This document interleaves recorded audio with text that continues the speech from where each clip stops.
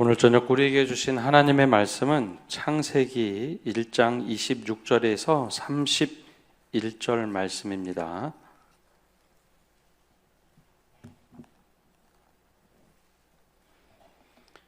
우리 26절에서 31절의 말씀 한 절씩 교독하겠습니다. 하나님이 이르시되 우리의 형상을 따라 우리의 모양대로 우리가 사람을 만들고 그들로 바다의 물고기와 하늘의 새와 가축과 온 땅과 땅에 기는 모든 것을 다스리게 하자 하시고,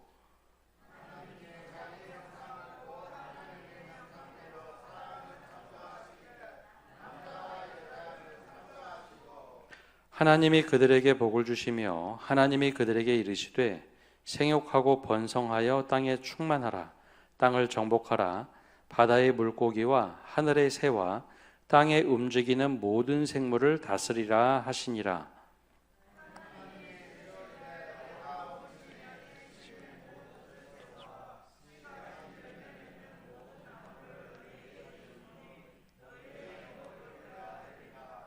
또 땅의 모든 짐승과 하늘의 모든 새와 생명이 있어 땅에 기는 모든 것에게는 내가 모든 푸른 풀을 먹을 거리로 주노라 하시니 그대로 되니라. 하나님이 지으신 그 모든 것을 보시니 보시기에 심히 좋았더라. 저녁이 되고 아침이 되니 이는 여섯째 날이니라. 아멘. 신앙생활을 하다 보면 늘 질문 던지는 게 있는데 우리가 도대체 어떤 존재인가라는 겁니다. 사람이 어떤 존재일까요? 수많은 사람들이 사람이 무언가 정의를 좀 내리려고 노력을 합니다. 학명으로는 사람을 호모 사피엔스라고 부르죠. 그래서 지혜가 있는 존재, 지혜가 있는 사람이다라고 부릅니다. 근데 경제를 연구하는 사람들은 호모 이코노미야, 그래서 그 경제적인 인간, 사회적인 인간 그렇게 부르기도 합니다. 여러분, 철학가들은 사람을 뭐라고 정의를 했을까요? 아주 고상한 말이 있죠. 나는 생각한다, 고로 존재한다. 내가 생각하는 존재이기 때문에 내가 생각을 해야 내가 지금 여기 있는지 없는지 이 존재에 대한 것을 알 수 있다라고 뭐 정의도 내리곤 했습니다. 근데 요즘에 이제 생물학자나 그냥 화학으로 연구하는 과학자들은 사람을 가치 있는 존재보다는 하나의 물질로 볼 때도 있습니다. 그러면 사람이 뭐라고 얘기하느냐? 사람은 비누 7장 혹은 8장 정도 만들 수 있는 존재다라고 얘기합니다. 실제로 사람의 성분을 어떤 거로 만들면 그냥 뭐 비누 7, 8장 정도밖에 나오지 않는다라고 이해하는 사람들도 있습니다. 그래서 사람을 어떻게 이해하느냐, 요즘에 너무나 관점에 따라 다르죠. 근데 성경은 뭐라고 할까요? 사람을 어떤 존재라고 할까요? 하나님의 형상이다라고 얘기합니다. 아무것도 아닌 것 같은데요, 이것이 얼마나 중요한가 오늘 같이 말씀을 보면서 우리가 우리를 서로 좀 어떻게 이해를 해야 될까 하는 것을 좀 살펴보려고 합니다. 유럽에 가면, 물론 다른 나라도 그렇겠지만요, 유럽을 가면 사람에 대한 존중이 조금 다른 대륙보다는 좀 남다릅니다. 물론 이제는 미국도 또 우리나라도 사람에 대한 이해가 많이 올라왔기 때문에 사람들에 대한 존엄성을 좀 잘 지켜야 된다라고 이야기하지만, 기독교가 먼저 뿌리 내린 유럽에 가면 이 사람이 아프리카에서 왔던, 이 사람이 장애를 가지고 있던, 혹은 이 사람이 어려운 환경에 있던, 그거는 그 사람이 가지고 있는 조건이고 그 사람에 대한 존중은 다 똑같다고 이야기를 합니다. 기독교 문화가 미리 뿌리 내린 그 지역은 사람에 대한 이해가 더 많이 가졌거나 피부색이 다르거나 뭐 물질 문화가 훨씬 더 앞선 곳에서 왔다거나 그게 중요한 것이 아니라 사람은 하나님의 형상으로 지음을 받은 존재다라는 인식에서 사람들을 좀 대합니다. 오늘 말씀 우리가 같이 좀 읽어볼 건데요. 바로 이제 그 말씀이 어디 나오느냐? 우리 26절 말씀에 나오는데 우리 26절 말씀 함께 읽어보겠습니다. 하나님이 이르시되 우리의 형상을 따라 우리의 모양대로 우리가 사람을 만들고 그들로 바다의 물고기와 하늘의 새와 가축과 온 땅과 땅에 기는 모든 것을 다스리게 하자 하시고, 하나님이 사람을 만드실 때 다른 피조물과는 조금 다른 차원으로 만드셨습니다. 그래서 우리의 형상을 따라 우리의 모양대로 사람을 만들자라고 하면서 사람을 만드셨죠. 그 어르신들, 특별히 할아버지 할머니들이 손주를 보고 보통 뭐라고 부르나요? 다 까먹으셨나요? 보통 내 새끼라고도 부르기도 하고, 조금 아기들 어렸을 때는 이 똥강아지라고 왜 그런지 몰라도 똥강아지라고 많이 부르셨죠. 저희 어머니도 애들 내 새끼라고도 부르고 우리 똥강아지 이렇게 사랑스러운 존재로 부르셨는데요. 옆집 아이들한테 그렇게 부르나요? 옆집 아이들한테는 그렇게 부르지 않습니다. 내가 좀 과학적으로 얘기하면 내 유전자를 물려받은 아이, 혹은 나를 닮은 아이, 내 피를 통해서 나와 닮은 아이를 이야기할 때 내 새끼 혹은 똥강아지 그렇게 표현을 합니다. 그런 아이가 대를 넘어서 내 자녀 세대를 넘어서 그 다음 세대 아임에도 불구하고 아프다 그러면 할머니 할아버지들이 안절부절 못하죠. 또 어려운 문제가 생겨서 고민을 하면 같이 고민하고 속상해합니다. 아이가 좀 힘든 일을 당했다 그러면 똑같이 안타까워합니다. 나를 닮은 아이, 내 유전자가 그대로 물려받은 아이, 내 새끼라서 그런 거죠. 하나님께서 세상의 모든 피조물을 만드셨는데요, 그때는 각기 종류대로 하나님이 그냥 만드셨습니다. 근데 사람을 만들 때는 좀 아주 특별하게 만들었습니다. 사람을 만들 때는 우리의 형상대로 우리의 모습대로 사람을 만들자. 그래서 우리는 누구를 닮았느냐? 하나님을 닮은 존재입니다. 하나님이 만약에 우리를 부르신다면 아이고 내 새끼라고, 아이고 내 똥강아지 같은 녀석, 그렇게 부르실 겁니다. 다른 생물들을, 다른 생명체를 보고는 그렇게 말씀 안 하시겠죠. 다른 생명체는 말 그대로 피조물, 관계가 있긴 하지만 피조물로서만 대하지만 사람은 좀 다릅니다. 나하고 똑같이 똑 닮은 존재.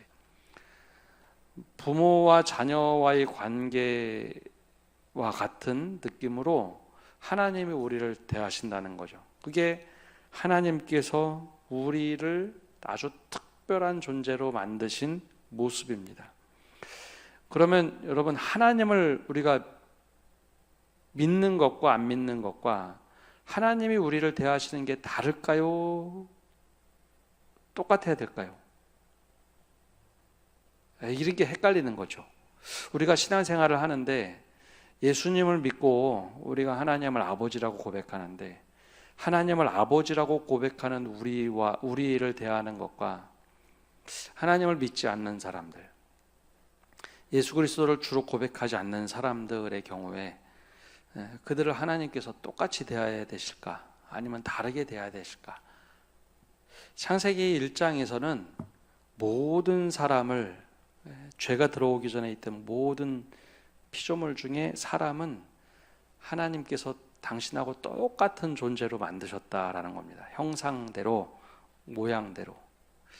우리의 자녀들 중에는 부모의 모습 아주 똑같이 행동하고 하는 자녀도 있고, 얘는 누굴 닮아서 이래? 하는 자녀들도 있죠. 엄마와 아빠하고 전혀 닮지 않고 엉뚱한 행동을 하는 자녀들도 있습니다. 자녀들 중에는 부모를 너무나 잘 따르고 효도를 하는 자녀도 있지만 부모와 척을 지고 사는 자녀도 있습니다. 없지 않아요. 뭐 부모가 다 길러주고 키워줬는데도 부모의 존재에 대해서 때로는 좀 못난 자녀들 중에는 그 존재를 부정하는 자녀들도 있습니다. 그러면 부모와 자녀의 관계가 끊어질까요? 사실 그렇지 않습니다. 연결돼 있죠. 때로는 어떤 상황이 돼서 자녀를 잃어버리는 경우도 있습니다. 그래서 자녀는 부모의 존재가 누군지 모른다 할지라도 부모는 자녀를 한 번도 잊지 않죠. 우리 사랑으로 태어난 자녀를 잃어버리면 그 부모는 평생 마음에 짐을 지고 삽니다. 자녀는 부모가 누군지 모르죠.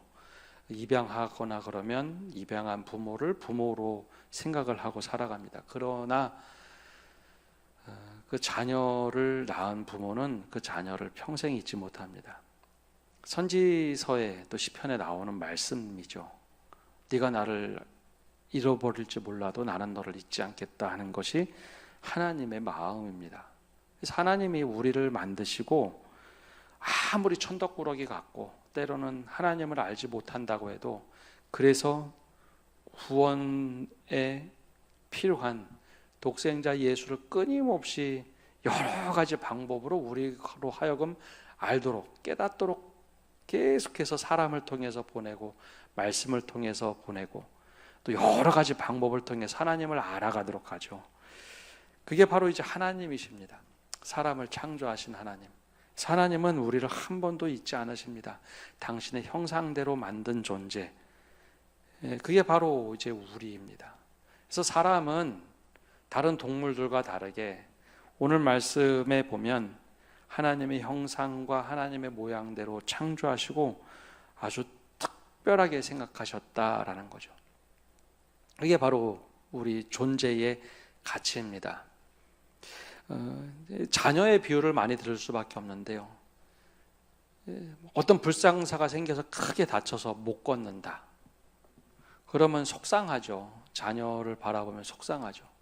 그런데 그 자녀의 가치가 사람으로서의 어떤 능력치는 떨어질지 몰라도 자녀의 가치가 손상이 되나요? 몸이 불편하다고 해서 자녀의 가치가 손상되진 않습니다. 자녀가 못 산다고 해서 자녀의 가치가 손상되진 않습니다. 자녀는 말 그대로 자녀죠. 그러니까 하나님이 우리를 바라보시는 사람이라는 존재는 하나님이 만드시고 그 형상대로 그 모양대로 만드신 다음에 존귀하게 여기시는 것.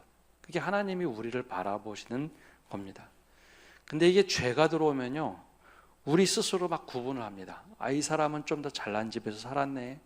이 사람은 많이 배웠네. 이 사람은 더 많은 것을 가졌네. 우리 스스로 막 계층을 나눕니다. 근데 원래 하나님께서 우리를 만드실 때는 하나님이 존귀한 피조물로 하나님의 형상을 닮은 존재로 만드셨다는 거죠. 이게 우리가 사람을 바라보는 관점이 되어야 됩니다. 그리고 내가 하나님의 형상대로 하나님의 모양대로 지음을 받았구나.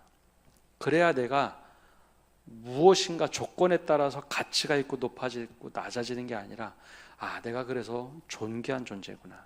그렇게 우리 스스로 생각하는 것이 제대로 된 믿음을 가지고 사람이란 존재를 이해하는 겁니다. 그런 의미에서 한번 옆에 분들과 인사할까요? 인사하시면서 주님을 뵌 것 같습니다. 예. 왜 그런지 아시죠? 예. 하나님의 형상과 하나님의 모양대로 우리가 지음을 받았기 때문입니다. 또 그리고 나서 하나님께서 또 말씀하신 것이 있습니다. 27절에 이렇게 말씀을 하십니다. 우리 17절 말씀 함께 읽어보겠습니다. 하나님이 자기 형상 곧 하나님의 형상대로 사람을 창조하시되 남자와 여자를 창조하시고. 아멘. 여러분, 창세기 말씀에 창조한다는 말이 계속해서 나올 것 같죠? 근데 생각보다 계속해서 나오지 않습니다. 몇 번 안 나오는데요. 그 중에 생물을 만드실 때, 여섯째 날에 다른 동물들을 만드실 때 창조하셨다라는 말을 하고, 그 다음에 사람을 만들 때 오늘 27절 말씀에 우리말 성경으로는 창조하셨다 2번 나오는데 히브리어 성경으로는 3번을 언급합니다. 바라라는 건데요, 하나님만 아주 특별하게 만드는 방식을 취할 때만 쓰는 말, 이게 창조하셨다라는 겁니다. 여러분, 하나님의 형상으로 지음을 받았다 그러면 우리가 먼저 표현할 때 눈, 코, 입이 있고 몸이 있고 팔다리가 있다라고 생각을 하죠. 그게 형상이라고 보통 생각을 합니다. 근데 과거에는 하나님이 이렇게 생겼을 것이다 그냥 상상만 했습니다. 근데 이제 요즘에는 신학자들이 이것보다는 조금 다른 의미를 생각을 합니다. 근데 우리가 성경을 읽을 때 한 가지 하나님에 대한 묘사들이 종종 나오는데요, 그게 과연 그럼 정확하게 말로 표현할 수 있을까라고 할 때 대부분의 모든 신학자들 또 성경을 연구하는 사람들은 그거 100% 사람의 언어로는 표현할 수 없다라고 이야기를 합니다. 한 가지 우리가 살아가는 시대에도 하나 말씀을 드리면, 혹시 여기 컴퓨터 잘 하시는 분들 계신가요? 이게 또 무표정으로 컴퓨터 자세하게 얘기하면 내용에 요새 CPU 뿐만 아니라 요즘에 삼성전자하고 하이닉스가 너무 잘 나가니까 메모리도 HBM 메모리라는 것도 있고 엄청나게 많은 용어를 쓰죠. 이해하시나요? 그 이야기? 잘 모르시죠? 그렇죠? 사람이 만든 것도 설명을 하면 사람들이 잘 이해를 못합니다. 잘 못하시죠? 메모리를 몇 층을 쌓았다 그러는데 몇 층 쌓은 게 저도 큰 줄 알았는데 그게 머리카락보다 더 가늘다고 하죠. 머리카락보다 더 가는 전선을 이용해서 12층을 쌓는데 12층이 3mm 정도밖에 되지 않습니다. 메모리가. 그 기술 때문에 그 머리카락보다 더 가는 전선을 만들고 용접을 하고, 말이 용접이지 아주 아무것도 안 들어가는 그런 곳에서 메모리를 만드는데, 그거 설명해줘도 저희가 잘 알아듣지 못합니다. 요즘에 최고 물리학이라고 불리는 양자역학이라는 거는요, 설명을 하면 할수록 사람들이 딱 듣고 더 모르겠는데 라고 얘기합니다. 그럼 물리학자들이 그게 맞다고 얘기를 해요. 양자 물리학은 설명하면 설명할수록 더 어려운 게 양자 물리학이다. 그래서 자신들도 설명하다가 어렵다라고 얘기합니다. 사람이 만든 과학도 설명하기가 어려운데요, 하나님에 대해서 이야기하면 사람들이 이해를 할까요? 이해를 못하죠. 더군다나 이 성경이 기록되던 시절에는 이게 최대한 우리가 표현할 수 있는 최대한을 표현을 쓴 것, 그게 이제 하나님의 형상대로 사람이 지음을 받았다라는 표현입니다. 근데 지금은 이걸 또 어떻게 이해하느냐, 우리가 하나님을 어떤 하나님이라고 얘기하죠? 사자성어처럼 세 위격을 가진 하나님을 얘기할 때 삼위일체라고 하죠. 삼위일체 하나님. 그래서 성부 하나님, 성자 예수님, 성령, 영이신 성령 하나님을 얘기합니다. 근데 하나님이 본체가 하나다라고 할 때 세 위격을 가진 분이 하나가 되기 위해서는 서로 아주 친밀한 관계를 가지고 있습니다. 아주 어려운 말로 상호 침투, 상호 내재라고 하는데요, 서로 하나가 되기 위해서 내 마음을 활짝 열고 성부가 성자를 받아들이고 성령을 받아들이고 성령과 성자도 성부 안에 같이 거하고, 다 이렇게 삼위일체 하나님이 그렇게 아주 친밀한 사랑의 관계를 갖습니다. 사람을 딱 만드시고 하나님의 형상으로 지음을 받았다라는 의미에는 사람이 혼자 지내는 존재가 아니라 어떻게 지내야 된다고요? 서로 사람 간의 관계를 맺고 살아가는 게 사람입니다. 아주 독특하게 한자가 그렇게 해놨어요. 사람을 한자로 뭐라고 쓰죠? 사람인으로 쓰죠. 두 사람이 기대어 있는 거. 사람은 혼자 사는 존재가 아닙니다. 하나님과 관계를 맺고 영이 살아나야 되고, 사람과 사람이 함께 살아가는 것, 그게 하나님의 형상대로 살아가는 존재입니다. 그래서 하나님께서 사람을 만드실 때 남자를 만드시고 여자를 만드셨죠. 그래서 그 남자와 여자를 만드실 때 창세기 2장에는 남자를 먼저 만드시고 여자를 어떻게 해요? 갈빗대서 뽑았다라고 하죠. 근데 창세기 1장에 우리가 읽은 말씀에는 어떻게 해요? 남자와 여자를 만드셨다, 창조하셨다라고 얘기합니다. 그럼 누가 더 우월할까요? 예, 누가 더 우월할까요? 예, 똑같다는 겁니다. 창세기 2장에서는 사람을 뭐로 만들죠? 흙에서 빚으시죠. 우리말로는 흙이라고 했는데 원래 그게 아다마라는 히브리어인데 원래 티끌을 표현할 때 그 말을 씁니다. 근데 티끌 같은 존재라고 쓰면 막 헷갈릴 수 있고 흙이라는 기본, 땅이라는 개념이 있어서 우리말에는 흙이라고 번역을 했는데 원래는 좀 티끌에 가깝습니다. 사람을 만드실 때 남자와 여자를 동일하게 만드셨다는 거죠. 그래서 남자와 여자는 역할의 구분이지, 성이라는 역할의 구분이지 누가 더 우월하고 누가 더 떨어지는 것이 아닙니다. 근데 이상하게 진화론적인 생각을 하기 시작하면 생각이 좀 바뀝니다. 여러분, 진화론 그러면 과학의 진화론만 사람들이 생각하는데요, 사회적인 진화론이라는 개념들도 있습니다. 그게 뭐냐면, 여러분, 문화가 더 발전된 곳이 있고 더 떨어지는 곳이 있나요? 아니면 문화는 다 똑같을까요? 우리나라 문화하고 동남아시아 문화하고 어디가 더 우월한가요? 이렇게 질문하니까 다들 막 고민되시죠? 과거에는요, 어디가 더 뛰어나다, 어디가 더 밑에다라고 얘기를 했습니다. 사실 그게 어디서 나온 생각이냐면 이게 진화론에서 나온 생각들입니다. 과거에 우리가 농담 삼아 이야기할 때 사람을 진화론에 빗대서 많이 얘기했죠. 그래서 흑인들은 좀 덜 진화가 되고 황인종은 좀 많이 진화가 됐고 백인은 제일 진화가 많이 됐다. 근데 그 생각이 이게 사회 경제에 다 들어가면서 더 많이 발달된 곳을 사람들 머릿속에는 더 많이 진화가 됐다라는 생각을 하게 됩니다. 그럼 더 많이 진화가 되면 더 우월하다고 생각을 해요. 근데 그게 맞는 걸까요? 우리는 경제관으로 너무 세상을 바라다 보니까 사람들 사이에서 자꾸 계층을 나눕니다. 저 사람은 더 많이 더 잘 사는 사람, 더 우월한 사람, 반대로 이 사람은 좀 열등한 사람.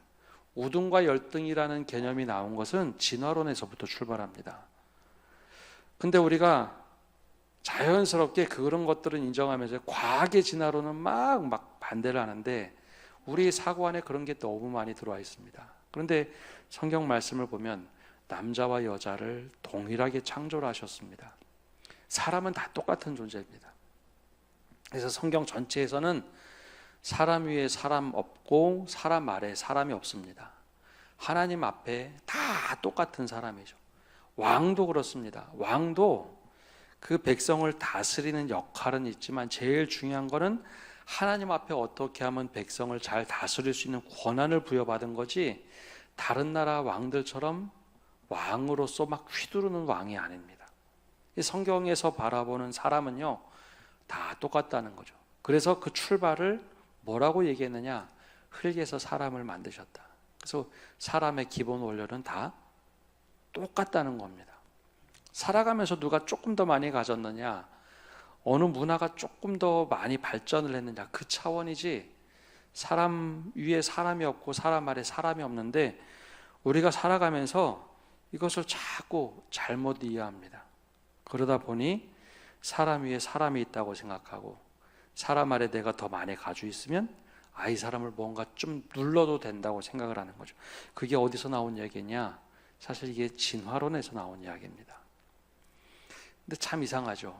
우리가 신앙을 가지면서 그 신앙 갖고 살아가면서도 그게 당연하다고 생각을 하는 경우가 너무 많습니다. 근데 성경은 그걸 다 잘못됐다고 얘기하죠. 성경은 하나님께서 사람을 만드실 때 존귀한 사람으로 만드는데 다 동일한 사람으로 하나님이 애지중지하게 하나님의 형상대로 지음을 받은 존재로 만드셨다는 겁니다. 여러분, 그래서 사람이 존귀한 겁니다. 내가 존귀하면 누구도 존귀할까요? 바로 옆에 앉은 분도 굉장히 존귀한 분입니다. 왜냐하면 하나님의 형상대로 지음을 받았기 때문이죠. 그래서 선교사들이 복음을 전하러 가면 가장 많이 하는 것 중에 하나가 교회도 짓지만 이 사람이 최소 하나님의 형상대로 살아갈 수 있도록 가르치는 겁니다. 학교를 세우고 병원을 세우는 겁니다. 이게 이제 조금 생각이 바뀌어서 병원하면 더 예수를 잘 믿을 거야, 학교라면 더 잘 믿을 거야. 사실 거기서 출발하지 않고요, 이 사람이 하나님의 형상대로 지음을 받은 사람들인데 글도 몰라, 하나님 말씀도 읽을 수가 없어. 하나님의 형상대로 지음을 받은 사람들이 경제적으로 너무 어렵게 살아요. 그러면 교육을 하는 겁니다. 하나님의 형상대로 최소한 살 수 있도록. 그리고 하나님의 형상대로 건강하게 살아야 되는데 건강을 잃고 삽니다. 그래서 병원을 하는 겁니다. 하나님의 형상대로 최소한의 건강을 지키며 살아갈 수 있도록. 그래서 우리나라에 들어온 선교사들도 병원을 정말 많이 세웠습니다. 그리고 특별히 우리나라뿐만 아니라 지난주에 갔다 온 치앙마이에서도 똑같은 걸 봤는데요, 그 치앙마이에 들어간 선교사들 중에 병원을 세웠던 선교사들이 했던 사역 중에 하나가 우리나라도 동일한데요, 한센병 병원을 세우는 거였습니다. 우리나라도 그랬죠. 대구에도 지금 애락원은 한센인들 거기서 치유를 했고, 순천 여수에 가면 애양원이 있고, 지역마다 대부분 선교사들이 한센병 걸린, 흔히 말하는 나병 걸린 분들 병원을 만들었습니다. 하나님의 형상대로 살아가야 되는데 사람들한테 따돌림 받고 막 저주받은 병이다, 전염병 옮는다 막 그러니까 아니라고, 최소한 하나님의 형상대로 지음을 받은 건데 지금 병 걸려서 아픈 것이지 그게 회복되면 다 똑같은 것인데, 그래서 복음을 전하고 하나님의 형상대로 살아갈 수 있도록 하는 것, 그게 선교사들의 일만이 아니라 우리가 그런 신앙을 가져야 됩니다. 처음에 하나님이 우리를 만드셨기에 존귀하다면 다른 사람을 그렇게 존귀한 사람으로 대해야 합니다.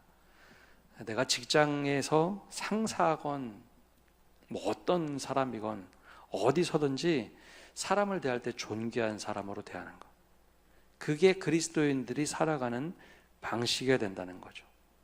근데 우리가 자꾸 이걸 잊고 살아갑니다. 그보다 다른 것들로 자꾸 조건을 걸어서 이 사람이 나보다 나은지 아닌지 그렇게 따지는데요, 적어도 예수를 구주로 고백하고 아버지 하나님을 아버지로 고백한다면, 사람은 모두 다 하나님의 형상으로 지음을 받았구나, 이렇게 존귀하게 대하는 것이 우리에게 맡겨진 사명입니다. 또 하나, 그리고 나서 왜 하나님이 그러면 우리를 하나님의 형상으로 만드셨을까라는 거죠. 그 다음에 나오는 말씀이 28절입니다. 우리 28절도 함께 읽어보겠습니다. 하나님이 그들에게 복을 주시며 하나님이 그들에게 이르시되 생육하고 번성하여 땅에 충만하라, 땅을 정복하라, 바다의 물고기와 하늘의 새와 땅에 움직이는 모든 생물을 다스리라 하시니라. 아멘. 하나님이 사람들에게 복을 주셨어요. 어떤 복이냐? 하나님과 함께하는 것이 복입니다. 복을 주시면서 말씀하시며 뭐라고 얘기하셨느냐? 생육하고 번성하라, 땅에 충만하라. 이건 사람에게만 한 말씀이 아니라 모든 동물들에게도 똑같이 이야기하셨습니다. 모든 생명 있는 피조물에게는 생육하고 번성하라, 땅에 충만하라, 이거는 동일한 명령입니다. 그래서 사람뿐만 아니라 모든 이 세상의 피조세계는 생육하고 번성하고 땅에 충만한 것이 명령으로 받아들여진 이 세계의 질서입니다. 근데 사람에겐 특별히 두 가지를 더 말씀하셨는데, 땅을 정복하라, 그리고 모든 생물을 다스리라 라는 거였습니다. 왜 그러셨을까요? 하나님이 세상을 다스릴 수 있는데 특별히 하나님의 형상으로 지음을 받은 우리에게 하나님의 대사로서 맡기신 사명입니다. 야, 너는 나의 대리자야.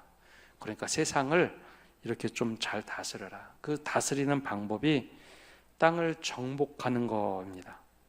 근데 이게 시대마다 오해를 많이 불러일으켰습니다. 여러분, 땅을 정복한다 그러면 어떻게 하는 게 정복하는 걸까요?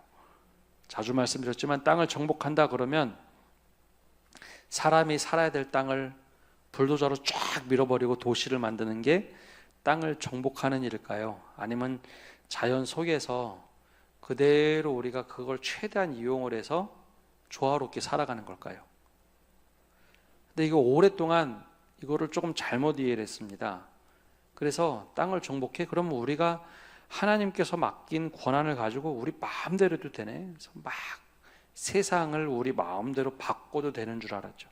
그런데 이 말씀을 잘 보면 2장과 3장에 보면 땅을 정복하라라는 걸 아담이 어떻게 이해를 했느냐? 땅을 경작합니다. 경작. 땅을 정복하는 방법은 경작하는 겁니다. 경작은 마음대로 파헤치지 않습니다. 그 조화롭게 거기에 무슨 식물들이 자랄 수 있도록 하는 거죠. 그게 바로 이제 정복하는 겁니다. 그래서 우리에게 맡겨진 사명이 이 세상을 창조 질서대로 잘 움직일 수 있도록 정복하는 겁니다. 그리고 모든 생물을 다스리는 겁니다. 근데 모든 생물을 다스리기 때문에 여러분, 생물의 이름을 누가 붙였나요? 사람이 붙이죠. 그게 다스리는 방법입니다. 존재를 불러주는 거죠. 근데 이것 또한 잘못돼서 요즘에 그 유네스코나 그런 데 보면 천연기념물이라는 거 지정한다고 하죠. 왜 천연기념물로 지정하는지 아시죠? 그 개체가 완전히 사라질까 봐 그 보존하자라는 겁니다. 근데 동물의 개체, 식물의 개체가 언제 사라질까요? 사람들이 죽여서 사라지는 겁니다. 호랑이, 우리나라에 호랑이 발견되나요? 우리나라 호랑이 이제 발견되지 않죠. 우리나라 호랑이가 발견되지 않으니까 시베리아 호랑이 혹은 인도의 벵갈 호랑이를 이제 수입해다가 동물원에서 키우긴 합니다. 근데 우리나라 전통에는 시베리아 호랑이가 맞는 거죠. 이제 점차 사람의 영역을 확장하면서 모든 피조세계가 자꾸 깨집니다. 근데 이걸 원래 우리에게 다스리라, 제대로 좀 다스리라라고 말씀하셨습니다. 그게 우리에게 맡겨진 사명입니다. 근데 이게 욕심이 들어오면 땅을 정복하는 일을 사람과 사람으로 하고 땅 모든 것을 다스리라, 이거 내 발밑에 두는 것, 사람까지도 내 발밑에 두는 것이라고 착각을 하며 살아가는 게 사람입니다. 죄가 들어오면서부터 그렇게 됐죠. 그래서 우리 그리스도인들이 그럼 사람을 우리가 어떻게 해야 되느냐, 좀 말씀을 정리하면 여러분, 하나님의 형상대로 사람을 존귀하게 대해줘야 합니다. 이 사람이 나하고의 감정관계 상관없이 하나님의 형상대로 지음을 받은 대로 좀 존귀하게 내가 대하는 것.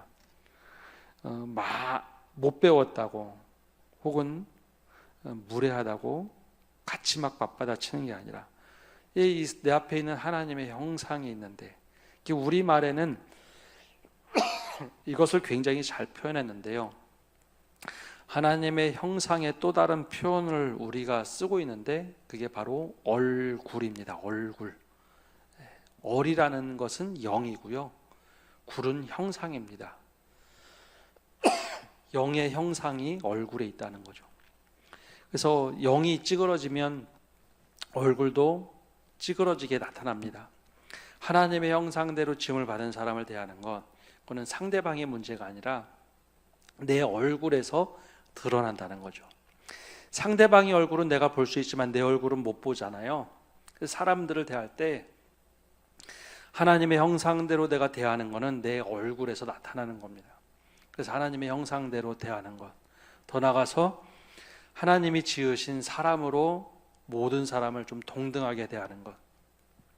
예수 믿는 사람이니까 잘하고 예수 믿지 않으니까 제가 좀 덜하게 해도 된다. 아니, 저 사람들은 나하고 생각이 다른 사람들이니까, 저 사람은 나하고 구분 지어야 되니까, 지역 색깔도 너무 강하고 뭐 이런 것 저런 것 때문에 잘못되는 것이 우리가 참 많습니다. 근데 우리가 예수 그리스도를 주로 고백하고 아버지 하나님을 믿고 살아간다면 하나님의 형상대로 지음을 받은 한 존귀한 존재를 그렇게 바라보고 대하는 것, 이게 주님께서 우리에게 하나님의 대사로 맡긴 사명입니다. 그래서 땅을 정복하고 모든 만물을 다스리라 라고 하셨던 것, 이것을 정말 우리가 어떻게 하면 살아갈 것인가. 그래서 성경은 우리에게 창세기 1장부터 야, 사람은 이런 존재야, 그러니까 우리 한번 이렇게 살아봐야 돼. 근데 그 이후에 깨어진 세상이 나옵니다. 2장 3장에 넘어가면 세상이 죄 때문에 어떻게 깨어졌는지, 하나님이 이걸 다시 회복시키시라고 계속해서 노력하시고 이스라엘 백성 택하시고, 그거 안 되니까 예수 그리스도를 주로 고백하는 교회를 택하셔서 하나님의 나라의 그 꿈을 이루어가려고 자꾸 우리에게 말씀하시는데 우리가 그걸 자꾸 잊고 살아갑니다. 구원받으면 다 되지. 근데 구원받으면 되지가 아니라, 아 맞아, 내가 하나님의 형상대로 지음을 받고 하나님의 존귀한 자로 사람을 대하라고 하는구나. 우리가 이 믿음을 가지고 살아갈 때 그게 자연스럽게 우리 몸에서 배어져 나오면 그게 바로 구원으로 초대하는 우리의 삶의 태도가 됩니다. 우리가 이 은혜를 가지고 살아가고 믿음을 가지고 살아가시는 모든 성도 여러분 되시기를 간절히 바랍니다. 기도하겠습니다. 하나님, 오늘도 저희가 주님 앞에 나와서 말씀을 듣고 나갑니다. 우리 한 사람 한 사람을 하나님이 만드실 때 하나님의 존귀한 형상대로, 모양대로 만드시고 보시기에 좋았더라 말씀하셨는데, 우리가 그 하나님의 좋았더라라는 음성을 듣고 매일매일 살아가게 하여 주옵소서. 그래서 내가 얼마나 존귀한 사람인지 스스로 깨닫게 하시고, 지금 내 옆에 있는 사람, 지금 나와 함께 하고 있는 사람들이 또 하나님의 형상대로 지음을 받은 얼마나 존귀한 사람인지 하나님 대하듯이 그 형상을 대하게 하시고, 그 관계 속에서 하나님을 더 깊이 알아가게 하여 주옵소서.